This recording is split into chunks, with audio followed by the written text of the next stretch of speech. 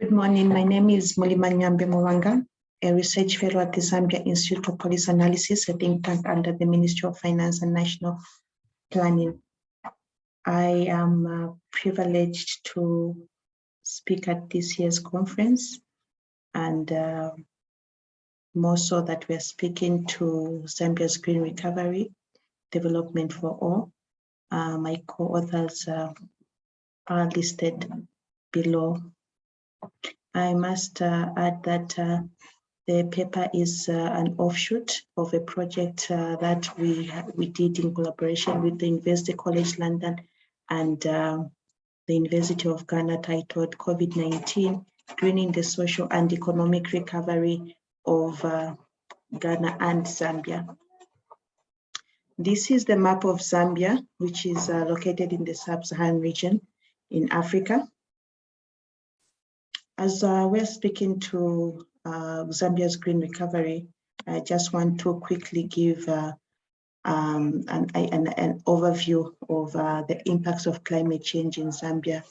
Over the years, we have been experiencing adverse impacts. We have seen climatic events such as floods, droughts, rise in temperature, and increase in disease burden. The sectors also haven't been spared.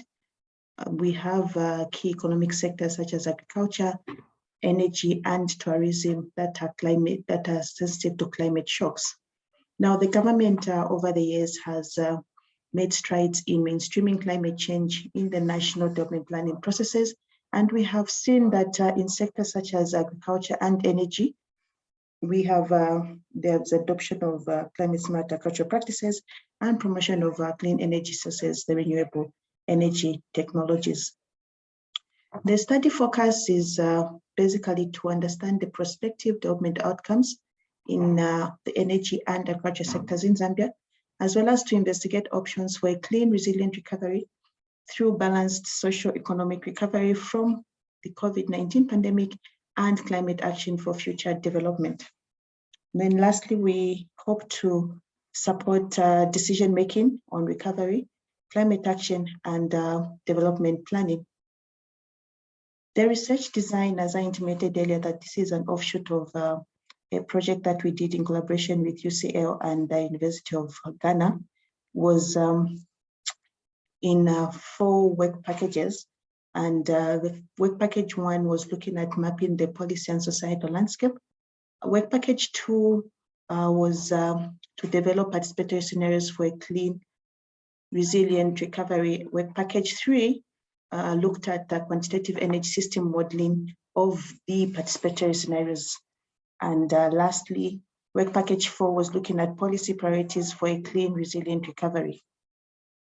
As I intimated earlier, we did the extensive policy landscape review and analysis, as well as held stakeholder engagements with key experts in the climate change space, as well as engage them also at the point of development of scenarios.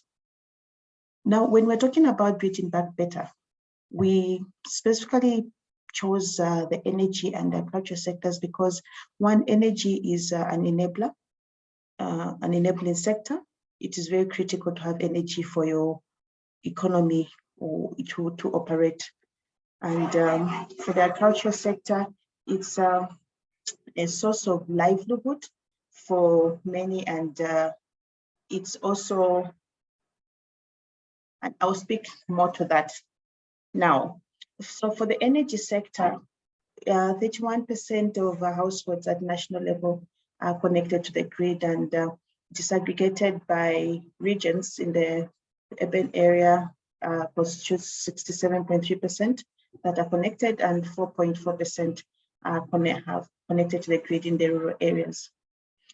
Now, I must be quick to add here that our energy mix is comprising 79% usage of charcoal and wood fuel, followed by electricity accounting for 10%, and we have the petroleum and coal accounting for 9% and 2% respectively. And over the years, with the impacts of climate change, we have seen a reduction in the electricity supply, where we have load management for up to 8 to 12 hours. And this is not very good for an economy, and particularly that we're talking about economic recovery. And then as a result, we are seeing that deforestation is on the rise, and this is reducing Zambia. This is making Zambia, we're at risk of becoming a net emitter rather than a net carbon sink. And we are presently scaling up investment in the coal mines, and this is worrisome because this is now carbonizing the electricity sector. For the agriculture sector, as I intimated earlier, it's a source of livelihood. We have more than 70% that are dependent in agriculture. And now, one thing that I must add here is that our agriculture is rain-fed. And what that means now is with the impacts of climate change, we have the productivity, the yield affected, and that now has also an impact on the household welfare and also just employment. And at the end of the day, food insecurity and nutritional outcomes are also affected. What do we do now when we talk about development for all, particularly with respect to Zambia's green recovery? In the energy sector, there is need to invest more in climate compatible technologies such as solar than in coal.